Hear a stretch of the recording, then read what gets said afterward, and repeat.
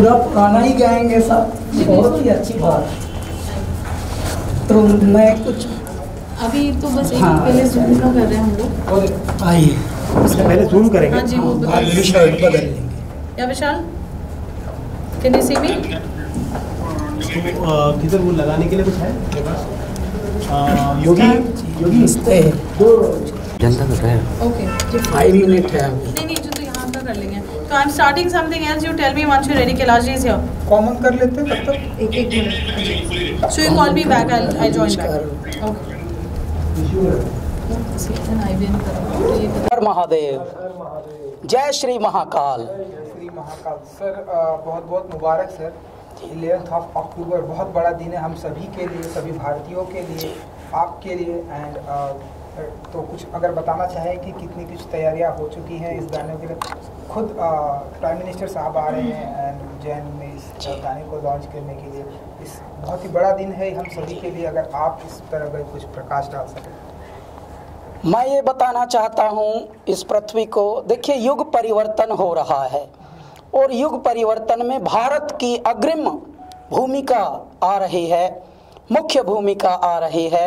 भारत पूरी पृथ्वी को बता रहा है कि मनुष्यों, दिमागों वालों ने तो दुनिया बहुत चलाई है, लेकिन अब हृदय में आना पड़ेगा और हमारे आध्यात्म, हमारी पौराणिकता, हमारी परंपराओं से जुड़ना पड़ेगा।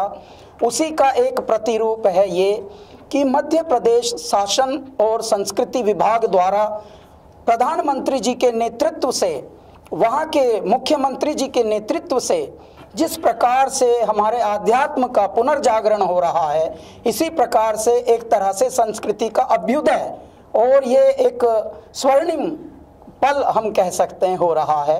11 अक्टूबर को प्रधानमंत्री जी अनावृत करेंगे जय श्री महाकाल लोक, यानी उज्जैन, जो सप्त ऋषियों द्वारा बसाई हुई नगरी है, जो पृथ्वी पर पहली नगरियां 7 बनी थी, उनमें से उज्जैन एक है जो भारत के मध्य में स्थित है।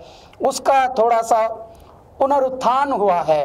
क्यों? क्योंकि हम लोग बहुत हैं पृथ्वी पर और धीरे धीरे सब चीज़ें कंजस्टेड हो गई थी, तो अब वो थोड़ा थोड़ा उसका जीर्णोद्धार हुआ है। 11 तारीख को महाकाल लोक का लोकार्पण हो रहा है। तभी हम लोगों को सौभाग्य मिला कि मध्य प्रदेश सरकार ने हमसे आग्रह किया था, वहाँ के मुख्यमंत्री जी ने शायद 6 महीने पहले, कि आप इसको गाना को बनाइए, और उसके बाद हम लोग इस पर लगे हुए थे। बहुत ही प्रेम से हम लोगों का ये गाना, ये समझिए जय श्री महाकाल कोई माइंड की उपज नहीं हो सकती। मेरे दाता ही, मेरे भोलेनाथ ही, मेरे महादेव ही स्वयं शब्द बनकर, उद्घोष बनकर, नाद बनकर स्वयं बह रहे हैं। हम तो पाइप हैं, हम एक माध्यम हैं, हमसे जो अमृत बह रहा है वो स्वयं परमात्मा है। और इसीलिए इसका जब अनावरण होगा तो हम वहाँ गाएंगे, प्रधानमंत्री जी के उपस्थिति में ही ये स्वर्णिम पल होंगे।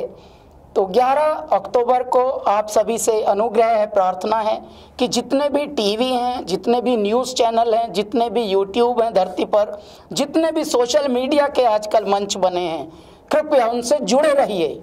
भोर है ये पृथ्वी पर, भोर में ब्रह्म मुहूर्त में होगा। 7 बजे का ही हमें समय आवंटित हुआ है ब्रह्म मुहूर्त में सुबह, यानी जब सूर्योदय होगा तभी जय श्री महाकाल का उद्बोधन हो रहा होगा। तो आप कृपया जुड़े रहिए और अपना आशीर्वाद परमात्मा से प्राप्त कीजिए और हमको स्वयं दीजिए। कैलाश जी, हिस्ट्री में आपका नाम, जब उज्जैन कॉरिडोर की बात की जाएगी, आपका नाम सबसे ऊपर रहेगा। आपकी क्या फीलिंग है, क्या थॉट्स हैं उसको लेकर? जी, मैं तो बताता हूँ, मैं सोचता नहीं हूँ, मैं अनुभूतियों में, मैं महसूस में रहता हूँ।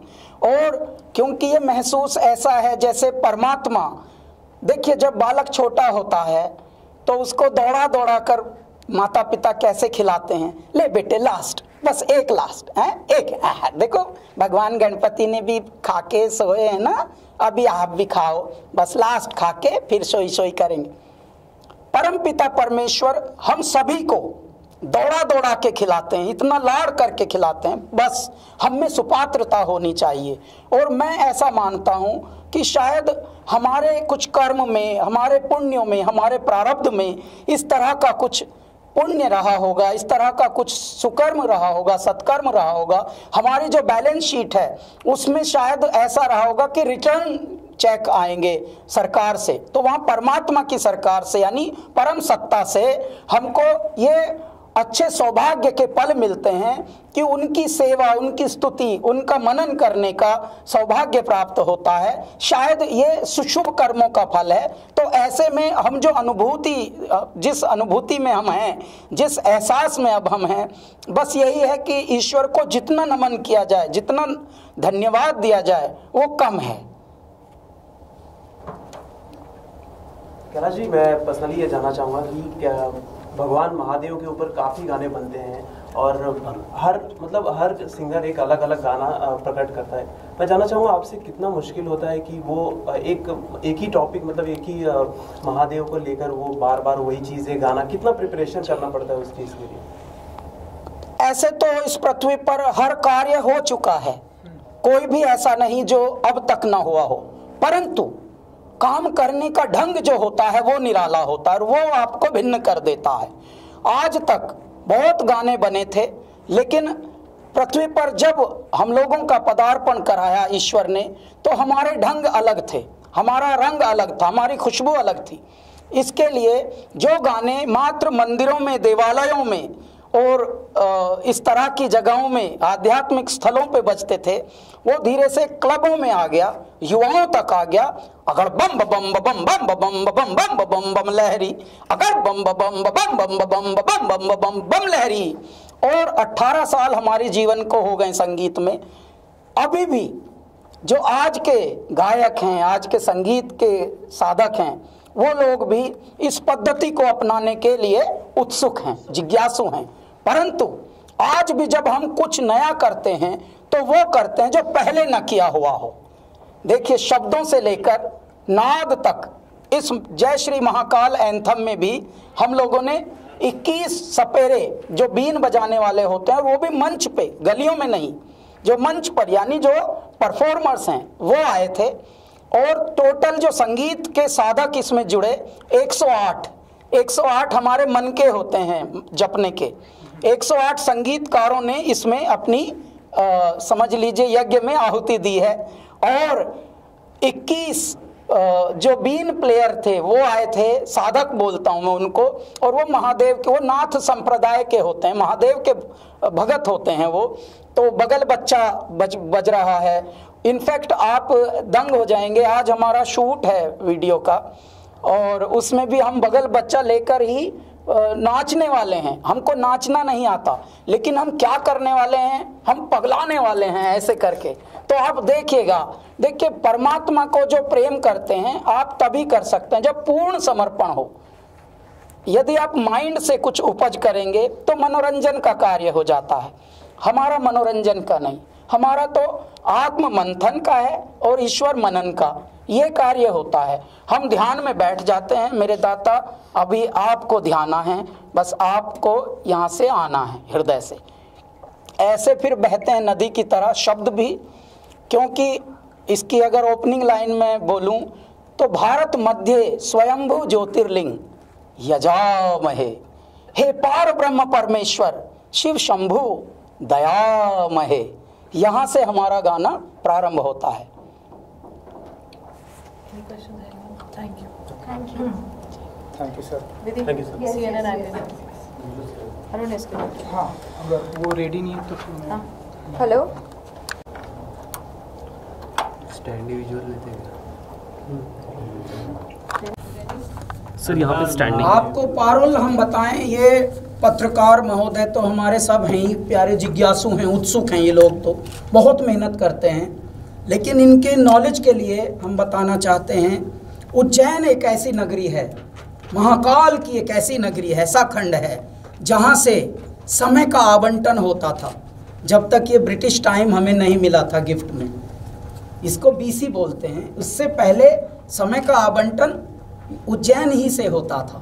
आज भी संवत जो आता है वो विक्रम संवत आता है। जो विक्रम तिथि आती है वो महाराजा विक्रमादित्य की जो उज्जैन नगरी राजधानी थी अवंतिका, उसी से आता है। देखिए महाराजा विक्रम का आज भी संवत चलता है, आज भी हमारे पांचांग उन्हीं के नाम से चलते हैं। वो समय बांटते थे कि अब ऐसा होगा, अब सूर्यास्त इतने बजे होगा, कल का चंद्र ग्रहण इतने बजे होगा, ऐसे होता था। लेकिन बाद में हमें ग्रीनविच यूरोप में एक जगह है, अब वहाँ से मिल गई जगह, वहाँ से बंटता है टाइम कि इंडिया में इतना बजा है और मॉस्को में इतना बजा है, न्यूयॉर्क में अब इतना बजा है।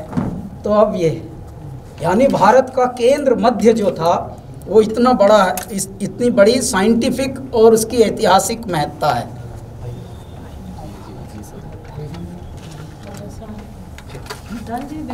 हो गया? काम हो गया साहब?